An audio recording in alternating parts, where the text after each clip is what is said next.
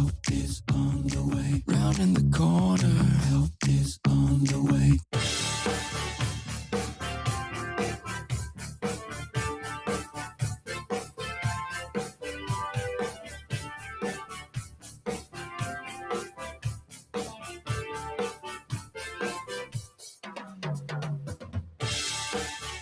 You are listening to The Scott Lee Show, living out the tradition of the Lee brothers in Richmond, Virginia. Oh, come, Emmanuel,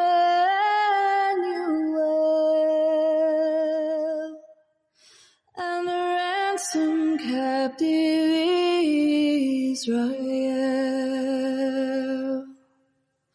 that mourns in lonely exile here until the Son of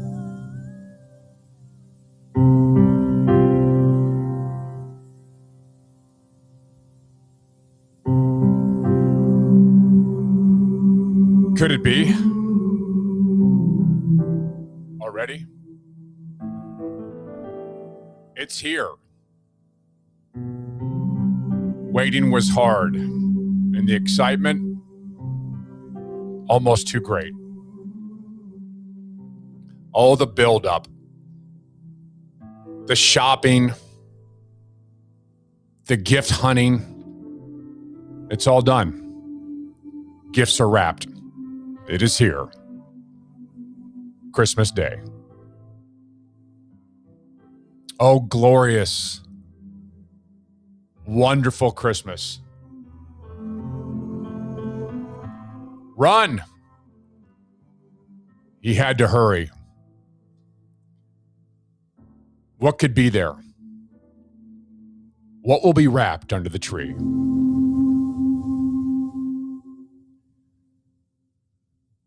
Will it be a new bike? The game he asked for, his football, a baseball bat and glove.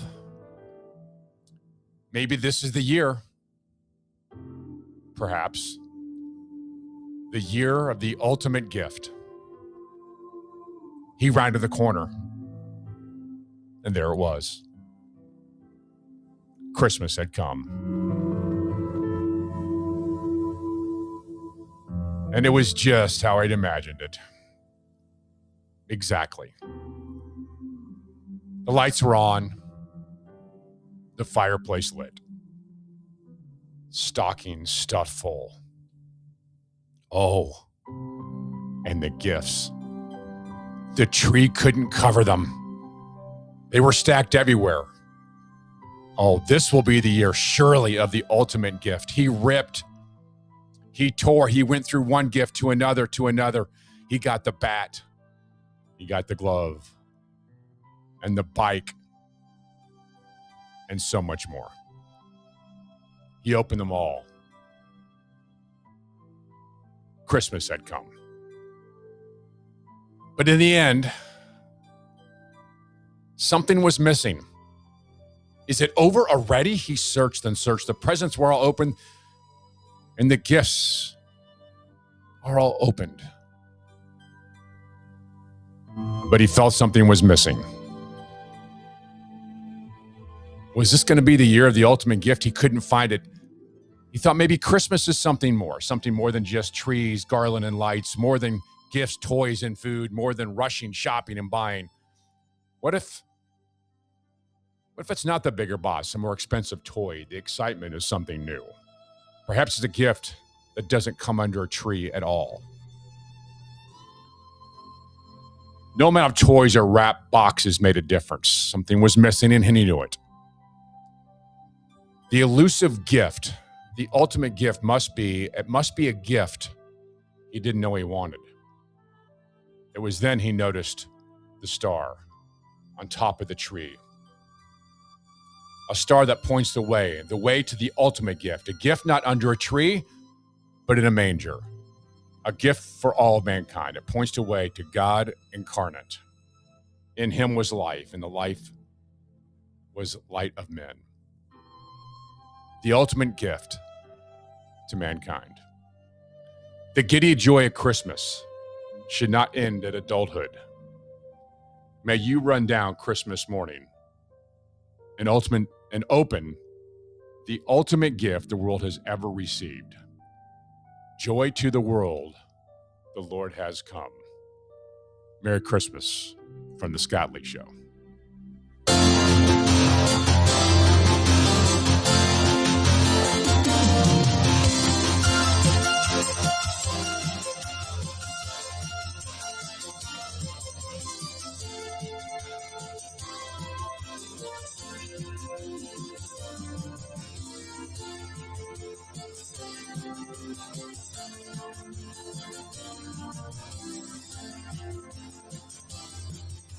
Merry Christmas, and welcome to The Christmas Show. It is I, Scott Lee, outside the capital of the Commonwealth of Virginia. Coming up in this program, Santa, liberal or conservative? Oh, I can't wait to talk about that. That's been like the Christmas tradition forever for the Lee brothers. And Spamberger, she has coal in mind for the stockings in your house. Actually, that won't be till next year, but it's coming. And the ultimate Christmas gift, you just heard it. All that is next. All right, check me out at theleebrothers.com, theleebrothers.com. Santa is gone total tactical. You got to find that video all at theleebrothers.com, and a video of a woman complaining that food stamps are only for real food. I thought that was great. All at theleebrothers.com, theleebrothers.com. All right, in the show, we're going to try to get to a lot of things. One is a good Christmas gift. I think it's an ultimate, and I use that phrase lightly considering you just heard that segment, but I think it's a great Christmas gift, except there could be some laws and regulations that impact you that didn't when you were a kid. We might get there and talk about that. A Christmas that we shouldn't forget. I'm going to share that with you, and we'll get into great detail on that. But first, what is Spamberger doing? And what is Youngkin's on the way out budget? I love this. They call it the caboose budget, or the end of term suggestion budget that the General Assembly gets to review in January. In this particular case, Governor Youngkin seeks to make tax cuts that he put in place permanent. Isn't it interesting how tax cuts always have a sunset date? But no spending does, no bill enacted, no law, no big, huge government program has an expiration date. Why are always tax cuts expiration dates? Because, Scott, government can't live with less. They're kind of like, I don't know, the Burgermeisters of old when it comes to tax cuts. You know, remember Burgermeister Meisterburger, who hated toys? Remember that guy? Yeah, that guy is the same as your typical government elitist type. The government guy that has the same view of taxes. You aren't going to get taxes the same way Burgermeister thought you weren't going to get toys. I hate toys. Same thing. And toys hate me. Either they are going or I am going. And I am certainly not going. So just take tax cuts in place of toys. Okay? Except in this case, Burgermeister would like, he hates tax cuts. So it's like this. Burgermeister says, tax cuts, I hate them. I hate toys. See, I hate tax cuts. So, and if you are for tax cuts, then he's radically against you. Burgermeister is like the Virginia government. Burgermeister is like the federal government. And if you're for tax cuts, then they hate you. We Meisterburgers shall hunt them down throughout the land. Those rebels will not have one moment's peace until they are captured again. Exactly. The same laughter. You could hear the liberals laughing as they're going to get you a tax increase. Now, I say that, but Abigail Spamberger already said about the budget that she's very concerned about funding. Very concerned about it. Which means one thing when you hear Democrats concerned about funding, not cutting anything, because remember, in the liberal world, cutting is never the option. You're as cuddly as a cactus. Exactly. You're as charming as an eel. I guess if the Grinch song was ever made for anybody, it might be made for Abigail Spamberger. All the things that are said in that coming up. If she proposed, and she's going to, And she already has help in this. The Democrats have already introduced bills in this legislation coming up after Christmas and the New Year. It's going to be a ringing endorsement of tax increases. Spanberger has always said she has fear of funding issues, which means just that you're going to get a tax increase. And in that way, I would consider Abigail Spanberger kind of like a drunk. Your soul is an appalling dump The Grinch. heap. Wait, what was that one? Your soul is an appalling dump heap. That is the best. We're going to save that forever. Your soul is an appalling dung heap. The Grinch was made for Democrats. Tax cuts for Youngkin, on the other hand, he's got better gifts in mind. So he wants to increase or make sure the tax cuts are permanent. So here's one of them. He wants the higher standard deduction for individuals at $8,000. Before that, it was $6,000. So if it doesn't get approved by Abigail Spanberger, guess what's going to happen? Your taxes will go up in Virginia. That's a tax increase, mind you. Here's something else that Youngkin wants to do that Abigail Spanberger will probably fight him on. You're a bad banana with a greasy black peel. That's kind of disgusting too. But anyway, as you might know, Trump and the big beautiful bill last summer included tax deductions on tips, overtime pay, and interest payments on loans. The states get to follow along on this.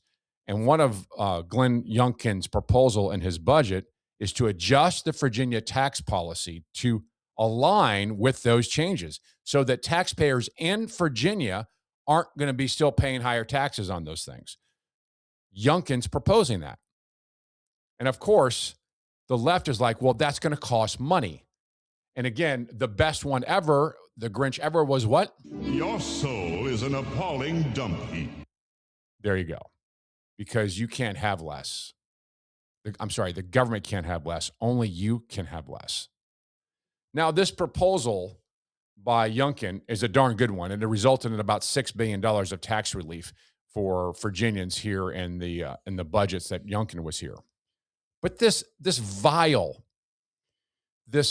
filthy, vile Grinch song should be applied to governors in Democratic states. Because what you don't know they did and are doing right here at Christmas time is the biggest lump of coal in your stocking. And I believe Abigail Spanberger is going to do this too. She hasn't said that. She's not the governor. Youngkin is. Youngkin said no, he wants to comply with the big, beautiful bill and its tax cuts on overtime and its reduction of Social Security taxes.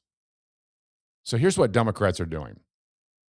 And as you know, inside Trump's big, beautiful bill, it includes a no tax on tips, no tax on overtime, and a new tax deduction for Social Security benefits. But Democrat governors in states like Colorado, Illinois, Maine, and New York listen to this, are rigging their tax codes so that the tax relief does not reduce corresponding state taxes. Well, how are they doing that? Let me give you an example.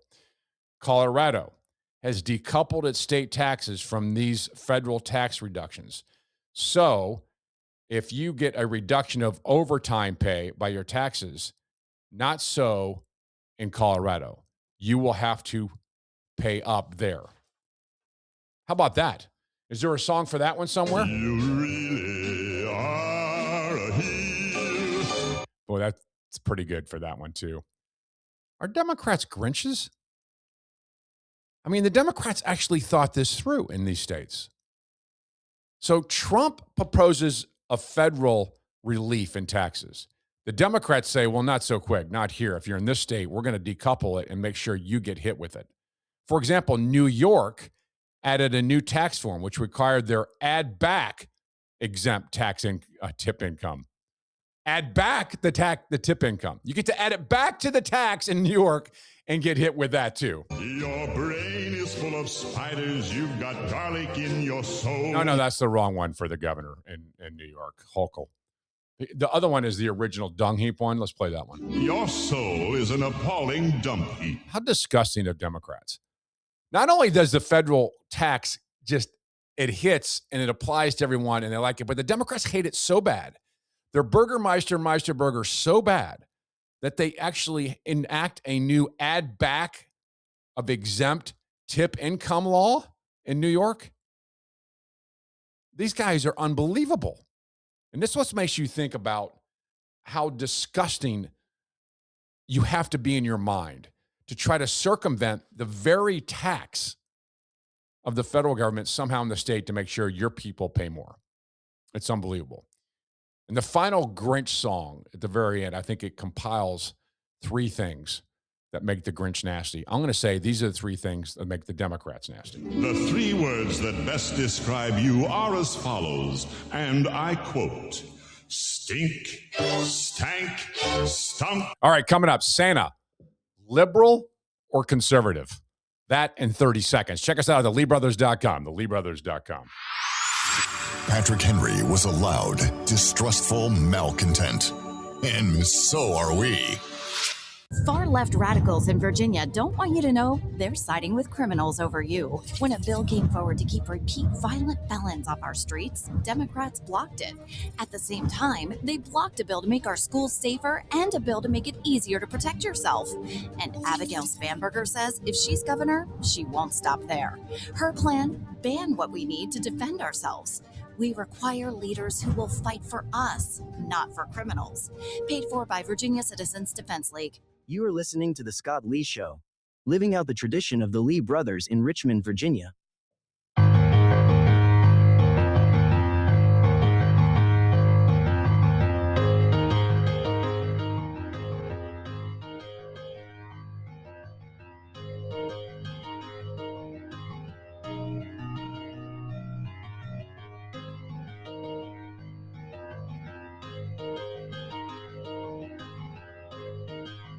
Isn't there anyone who knows what Christmas is all about? Santa, what's Christmas really about? Vengeance!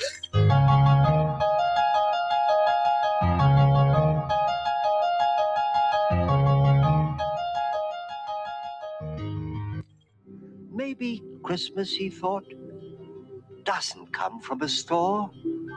Maybe Christmas, perhaps, means a little bit more.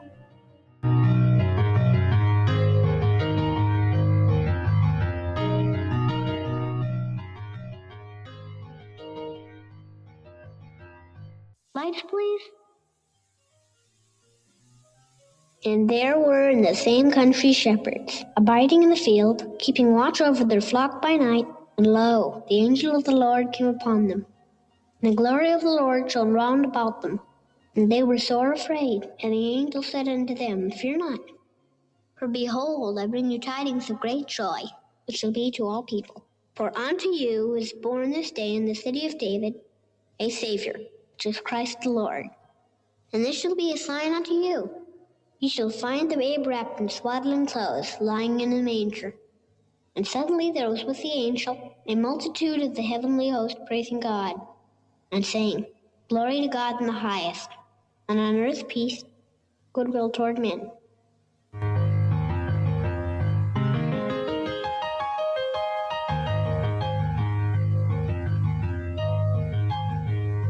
That's what Christmas is all about, Charlie Brown. Oh.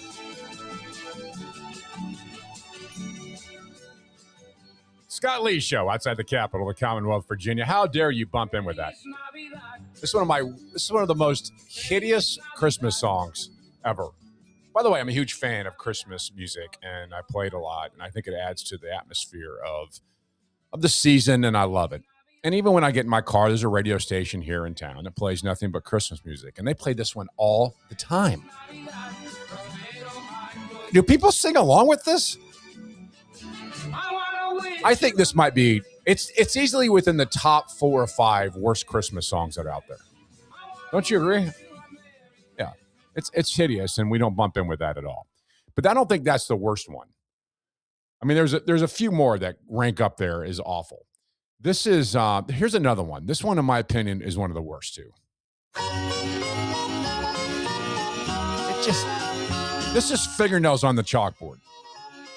Oh. It's terrible. I guess my Christmas music is so much like Oh Holy Night, Silent Night, Joy to the World, Emmanuel. These are Christmas songs that I love. This, so hang your stockings and say your prayers, cause Santa Claus comes tonight. horrific. Wouldn't you join me on the horrificness of this? Yeah, that's not okay. I agree. It's not the worst. It's not the worst. There's a whole lot more. Okay, let's go with this one. This one's pretty bad. I hate to hear this too when it comes on, and I usually go right back to country or rock or something to listen to it when this comes on.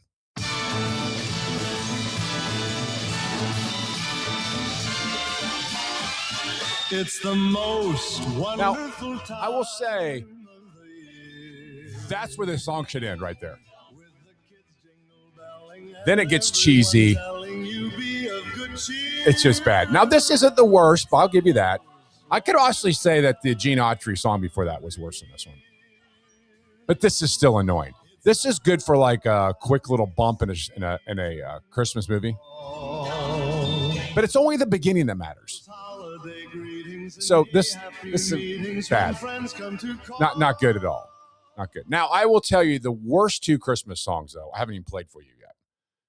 This is by far, this is the second worst. So it ranks up there. I'm sure you're going to agree with me as soon as you hear this, that it's yak barf worthy. Here it is. This is so bad. Grandma got run over by a reindeer. Walking home from I don't even know if I want to play it any more than that right there. It's so bad. First of all, it's not a Christmas song. It was meant to be a parody and a joke. And now people play this at Christmas as a song? She'd been drinking too much eggnog. It was supposed to be a joke. It is certainly not a Christmas song. It's an attempt to have humor and funny. You'd laugh at it. You wouldn't play this like in a Christmas rotation of songs. You wouldn't have this in there. And yet it shows up on the Christmas station here in the capital of the Commonwealth of Virginia. Jefferson would be appalled. At the scene of the attack. But he wouldn't be appalled at that one as much as the next one. Oh, Scott, stop the torture. Okay, I will. I'll stop it with this very one. This is by far, of all you've already heard, this is the ranking of the worst Christmas song out there. And it's played all the time, and I vomit when I hear this, and I can't turn it quick enough.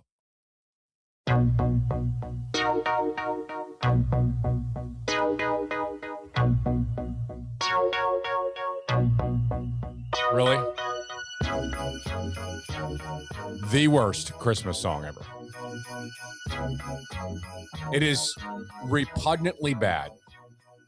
Oh, that's a good point. Okay, there's a Wham song that may be worse than this one, but this one is my worst song. I hate this one. Gosh, is that bad? Who plays this stuff? I'll tell you what, I'm going to send out, I may post at theleebrothers.com my top 5 Christmas songs. Actually, listen to the show, you hear me, we bump in with them.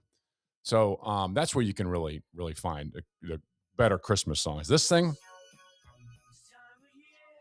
it's the reason we used to have a barf bucket during Christmas between the Lee brothers. It's not bad. It's horrible. Really, really bad. All right, Santa. Is this guy a liberal or conservative? Now, we have talked about this. I think we came up with this segment. Gosh, it must have been.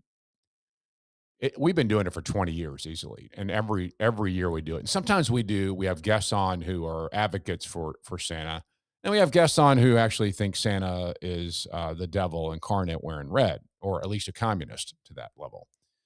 And I think that the good debate could be made about Santa. I think the frustrating thing is we don't know Santa's politics. And I think if you're in the political world, you kind of want to know those things. It depends on who you are.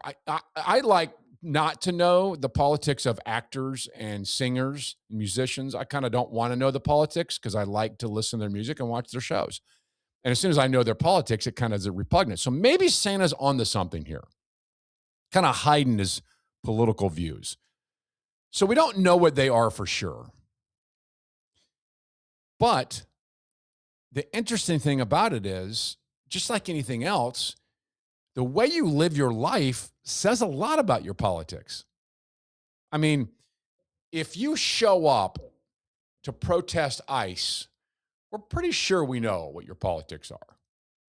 If you are in favor of taxing the rich, pretty sure what your politics are. If you think Planned Parenthood is about Planning Parenthood, we're pretty sure where your politics are. If you think that government is the answer to healthcare and childcare and rising costs anywhere, we're pretty sure what your politics are. These are thoughts. And then there's actions. We can look at the way you treat, for example, the Tesla when you see it in the parking lot with the key in it, running down the side of it. So actions speak about your politics as well as the things you believe. Now, Santa holds it pretty close to the vest about what he believes. He doesn't, you never see him on TV, on Fox News. You never see him on CNN talking about what's going on. Now, you see the opposite happen. You see people talking about him and his politics. People are mad he's got elves working for him. They don't know the pay structure, so OSHA tries to sneak in there, and OSHA has no jurisdiction in the North Pole, which is helpful for Santa. Now, one thing we know is we don't see any depiction of elves being unhappy, abused. We, in fact, every depiction of an elf we've seen has been the opposite. Rosy cheeks, smiling. They've got the hot cocoa and cookies. Every single depiction we have is a workplace that is healthy, well-balanced, and safe. We hear nothing of accidents in the North Pole. So immediately, based upon the work-balanced life of the elf community, we can assume that Santa is a conservative. We also know that his elves have pretty good health care and are taken care of that way.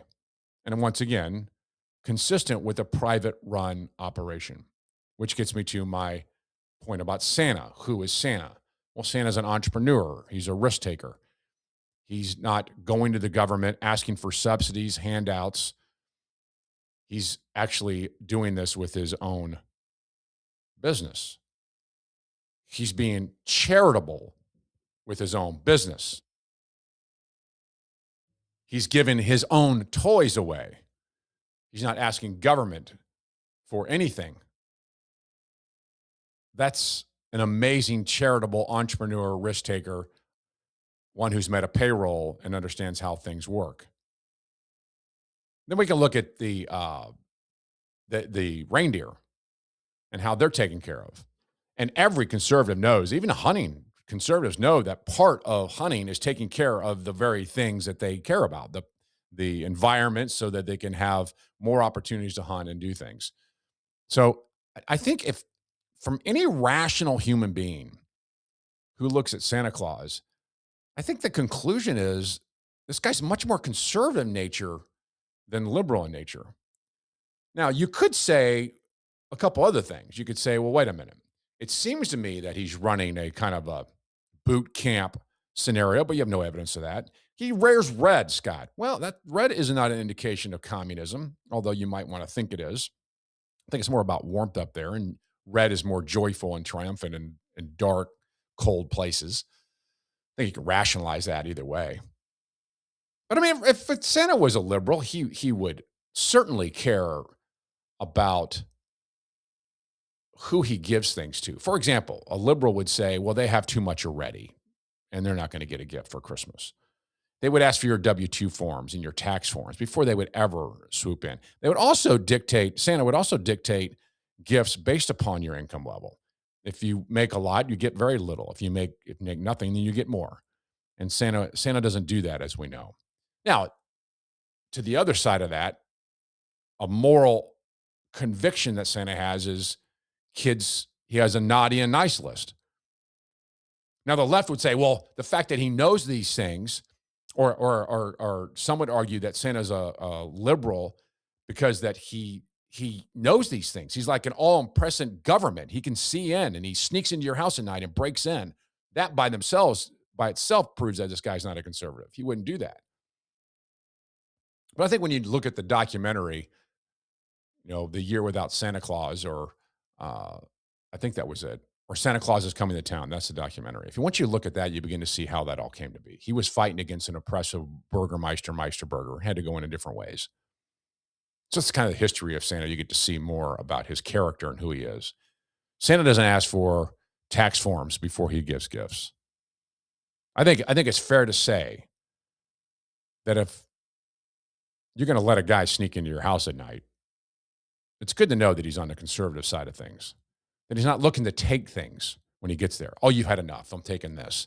If he was a liberal, he'd want to take that. He'd get there and go, you got too much. And he's taking from you, and then he'd go give to someone else. And that is not who Santa is, which I think is the biggest case that can be made, that Santa Claus is, in fact, a conservative.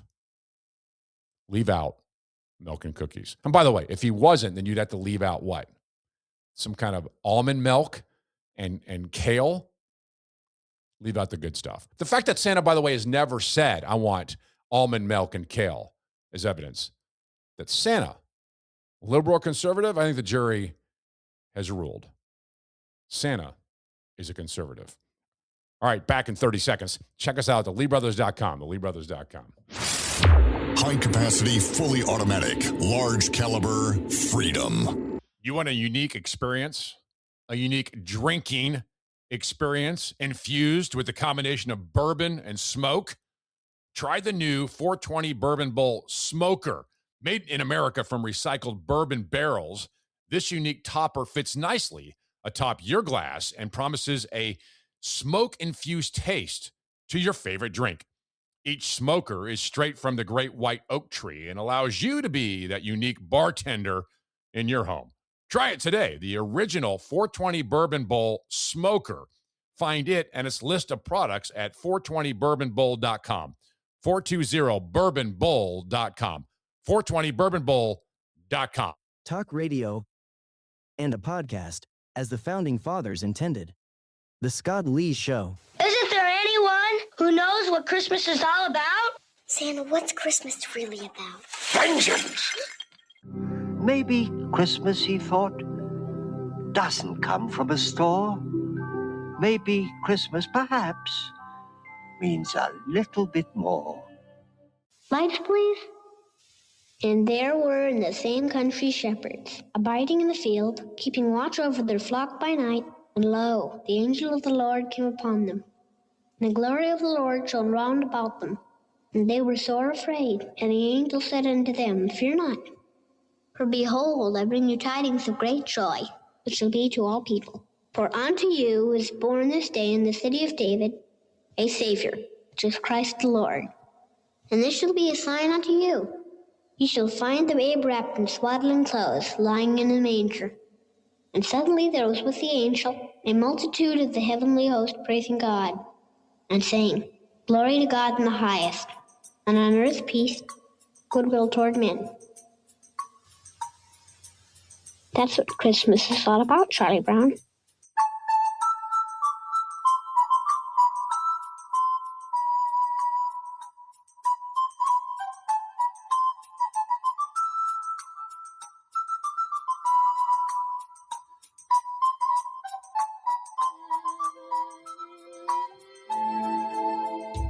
The embers glowed softly, and in their dim light, I gazed around the room, and I cherished the sight.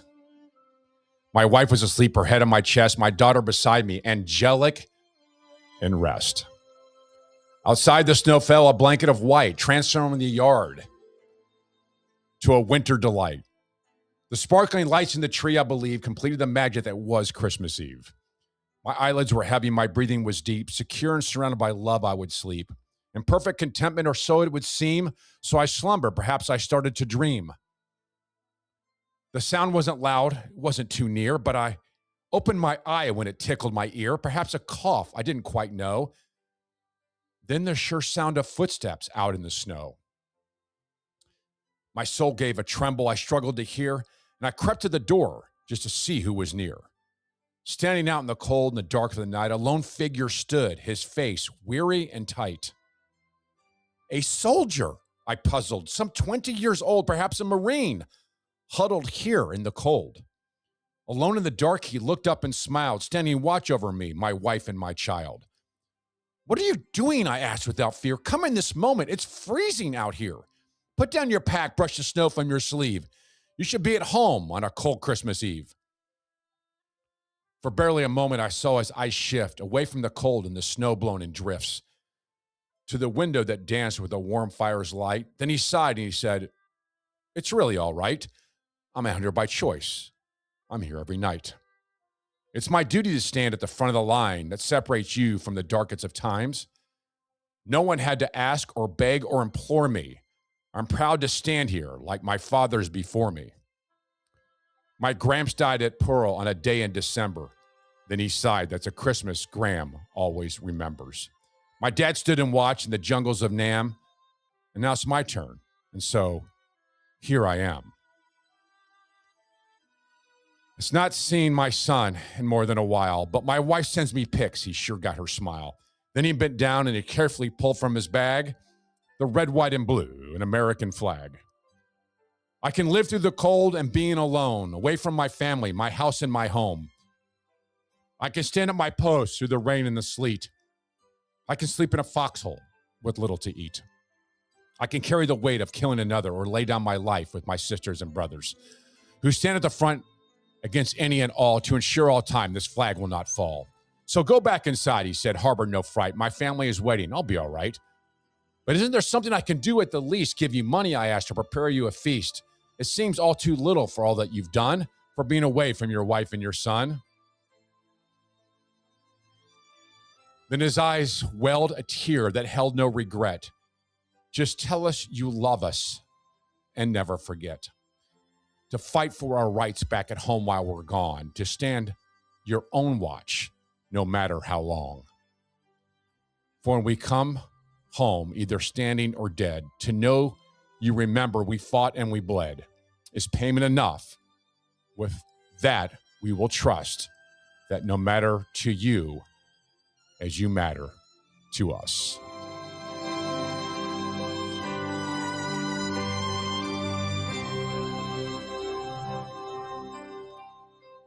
You know, it's Christmas that we gather family, and we often forget.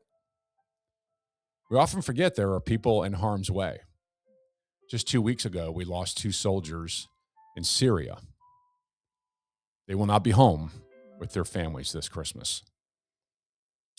It's a soldier's poem by Michael Parks, which is very good. I'm going to post that at theleebrothers.com if I can get to that, theleebrothers.com. I'm reminded on Christmas, and particularly because of an event of our soldiers and what they've done for our country.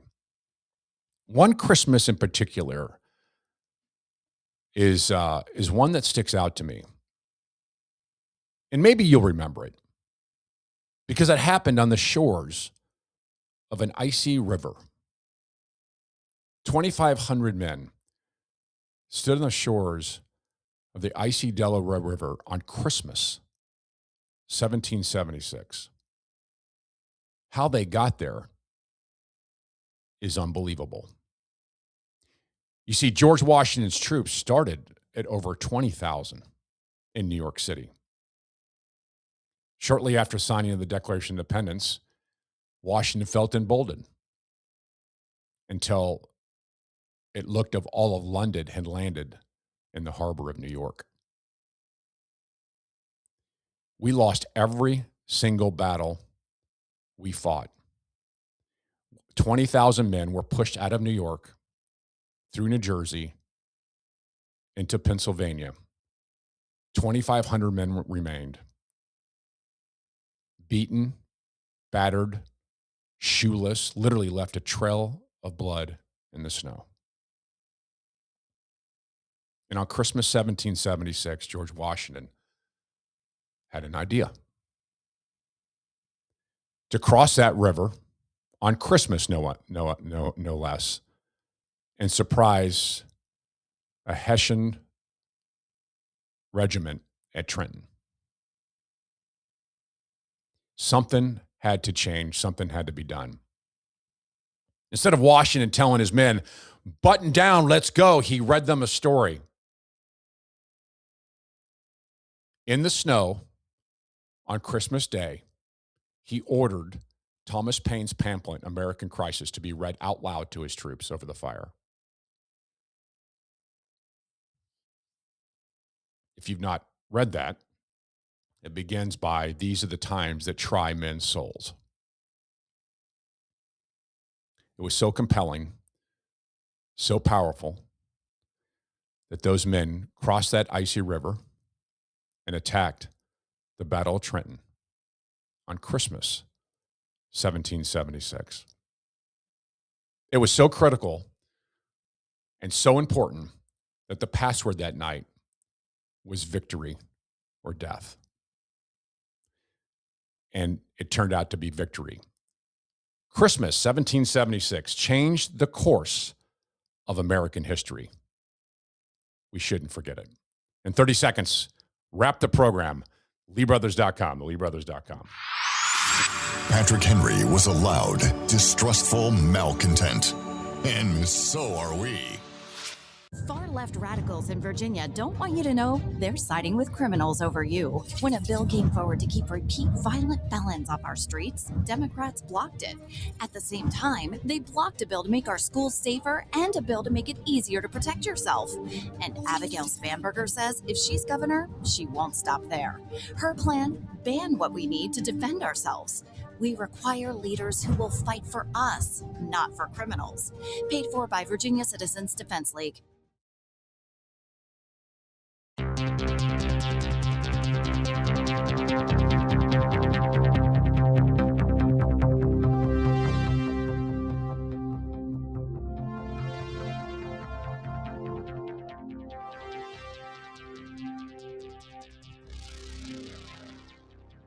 Hallelujah. Scott Lee, outside the capital of the Commonwealth of Virginia. This is the last show of the year for me. And I am grateful for you listening and being a part of this program and the entire year, really. I was fortunate enough to fill in on WRVA a couple times, and the audience here has been great. It's a lot of fun. And I want to thank you for actually we got back on YouTube. YouTube kicked us off, and we're back there. We're on Rumble, but you can find it all at theleebrothers.com. Christmas as a child was always wonderful. Looking back, I don't remember a single moment of struggle or pain. Actually, only good memories. Yet I remember many of those Christmases were spent with very little money. Still, the season, the time, and the reason are always full of joy. As I've grown older, I've come to believe my parents shielded me from much of the turmoil happening behind the scenes. How do I know that? Because this year it's me. Turmoil might even be an understatement. I don't know how Christmas will turn out for me and my family this year. It could go in many different directions, but one thing is certain. It'll be radically different. What's even more confusing, I guess, is how I got here. I used to think I had everything figured out. You know, sometimes you do as you get older. It's under control, I used to think. Until this year. I'm a father of 4 grown children who I love dearly and are amazing, and a grandfather. Without going into details, I feel more lost and confused than ever this year. And I know they feel it too, because of me. And that makes it worse, knowing that you're the source of that kind of pain. Now, this isn't a confession. That's all you're going to get from me about this. But it did make me think. Christmas is supposed to be full of joy and excitement. Surrounded by lights, Christmas, kind of the buzz of the season. We pass people every day wearing the proverbial Christmas smile and offering Christmas greetings. But for many, Christmas is an incredibly difficult time. Life is hard. Job losses, the financial stress that comes from that, family separation and losses themselves are very real. You know what's interesting, though? I think it hurts because there's a standard. There's a standard of truth and rightness, and we all know it. And when that truthness and standard is broken, we feel the pain. This Christmas will be different, but I will find great joy knowing the author and perfecter of it all, the only true role model for humanity, and the only one who lived a perfect life, who humbled himself to be born in the manger, is what Christmas is all about. He stepped into a broken world, not when things were tidy, calm, or perfect, but when they were probably the most messy and uncertain, as they are now. And that gives me hope. It reminds me that God does not wait to put our lives back on the right track before he meets us. He enters the chaos, the confusion, and the pain, and he brings it into light. This Christmas may not look the way I expected or hoped, or maybe not the way you expected or hoped. But I'm learning that joy is not found in circumstances. Isn't that true? It's found in his presence. And even in the midst of turmoil, that truth remains steady. O come, Emmanuel. Merry Christmas and Happy New Year.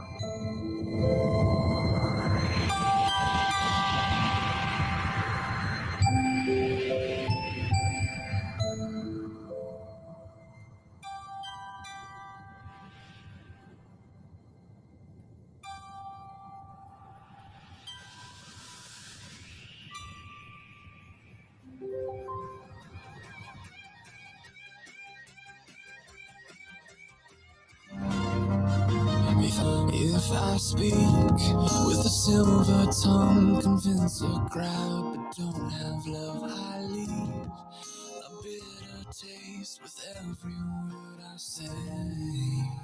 My friends, we did it. We weren't just marking time. We made a difference. We made the city stronger. We made the city freer. And we left her in good hands. All in all, not bad. Not bad at all.